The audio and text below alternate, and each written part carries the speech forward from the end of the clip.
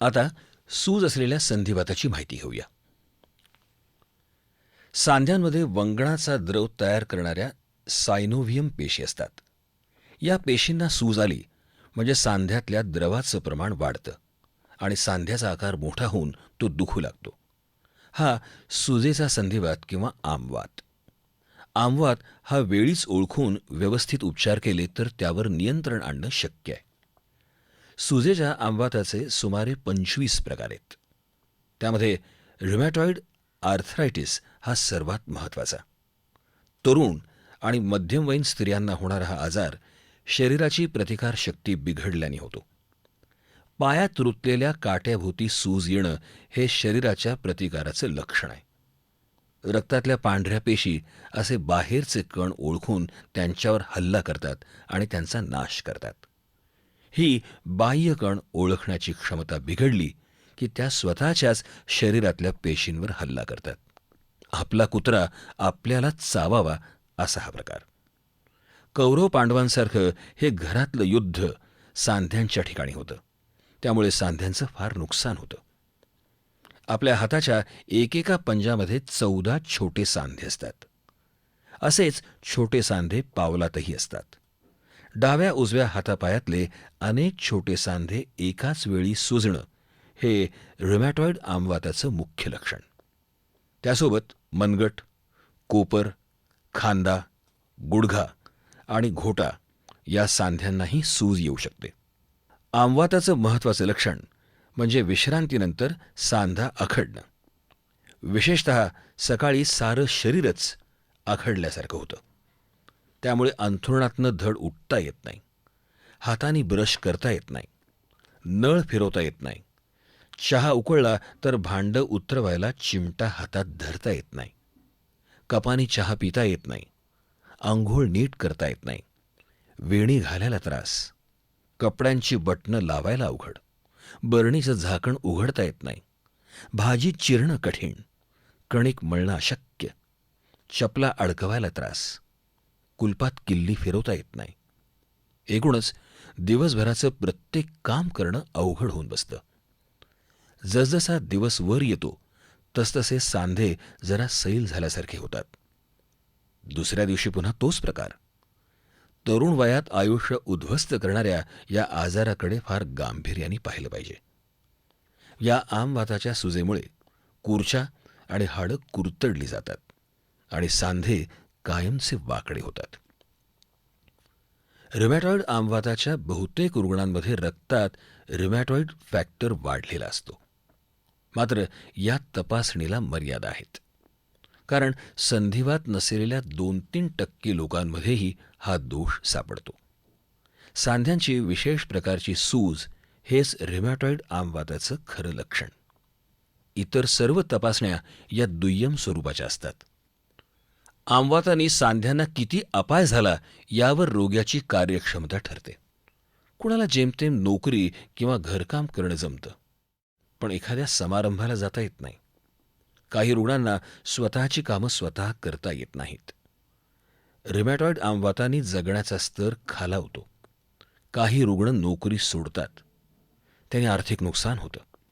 औषधांचा खर्च, कुटुंबाची तारांबळ, आजाराचा पांगळीपणा अशा सर्व गोष्टींमुळे निराशा येते. ऱ्युमॅटॉइड आमवातात शरीरातली प्रत्येक यंत्रणा निकामी होऊन आयुष्य सुमारे 7 वर्षांनी कमी होतं. डोळ्याचं पाणी आटतं, दृष्टी कमी होऊ शकते, तोंड कोरडं पडतं, रक्त कमी होतं, स्नायू अशक्त होतात, थकवा वाटतो, हाडं विरळ होतात, फुफ्फुसं आक्रसतात, हृदयात दोष निर्माण होतात, मूत्रपिंडाची कार्यक्षमता कमी होते, रक्तवाहिन्या सुजून पायांना जखमा होतात, रक्तवाहिन्यांमध्ये चरबीचे थर साठून हृदयविकार तसंच पक्षाघाताचा धोका वाढतो.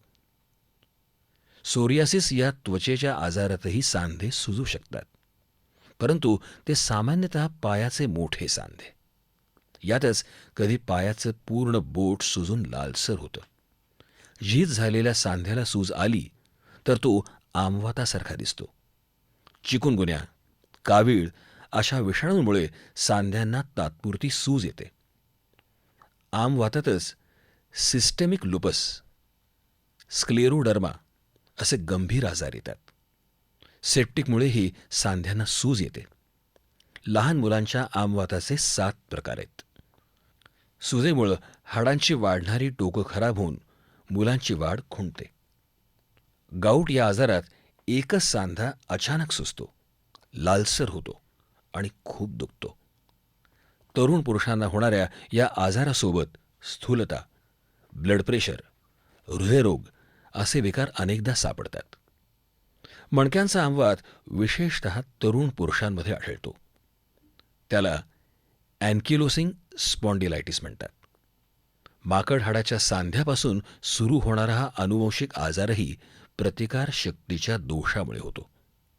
लिगामेंट्स आणि टेंडॉन्स ज्या ठिकाणी मणक्यांना जोडलेले असतात तिथं सूज येणं हे या आजाराचं वैशिष्ट्य. कंबर दुखणं आणि तिथे कडकपणा असणं ही या आजाराची मुख्य लक्षणं.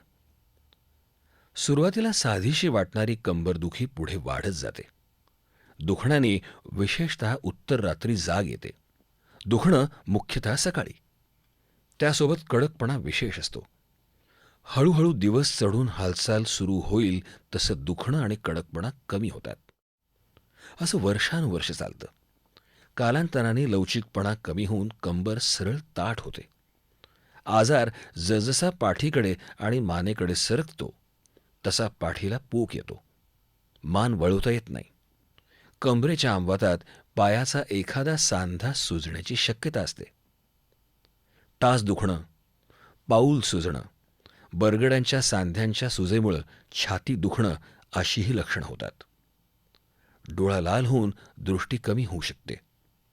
सांध्यांच्या कडकपणामुळे साध्याशा अपघातात फ्रॅक्चर होऊ शकतं. आमवातासाठी हल्ली पुष्कळ प्रभावी औषधं उपलब्ध आहेत. लवकरात लवकर झालेलं अचूक निदान हा या सर्व औषधांच्या परिणामकारकतेचा पाया आहे. त्यासाठी त्वरेने रिमॅटॉलॉजिस्ट तज्ज्ञ गाठला पाहिजे. आमवातावर जगभर पुष्कळ संशोधन सुरू आहे. त्यातनं नवनवी परिणामकारक औषधं उपलब्ध होत आहेत. आमवाताला औषध नाही अशा गैरसमजुतीचा जमाना केव्हाच संपलाय. औषधामुळे आमवातात ऑपरेशनचं प्रमाणही कमी झालंय. ज्या सुदैवी रुग्णांना योग्य वेळी योग्य औषध मिळतं त्यांच्या सांध्यामध्ये आजाराची खूणही शिल्लक राहत नाही. आमवात हा जन्मभराचा आजार आहे. उशीर झाला, सांधे वाकडे झाले तरी आमवाताची आग शरीर जाळत राहतेच. यासाठी डॉक्टरांच्या सल्ल्याने योग्य औषध कायम घेत राहणं हे अत्यंत आवश्यक आहे. सांध्यांच्या सुजण्याचे लक्षण, सांध्यांच्या सुजण्याचे लक्षण आणि सकाळी कडकपणा. सांध्यांच्या सुजण्याचे लक्षण आणि सकाळी कडकपणा. आमवात हा ओळखुनिया उपाय सत्वर करा चला. संधिवात हा लवकर जाणा, संधिवात हा लवकर जाणा.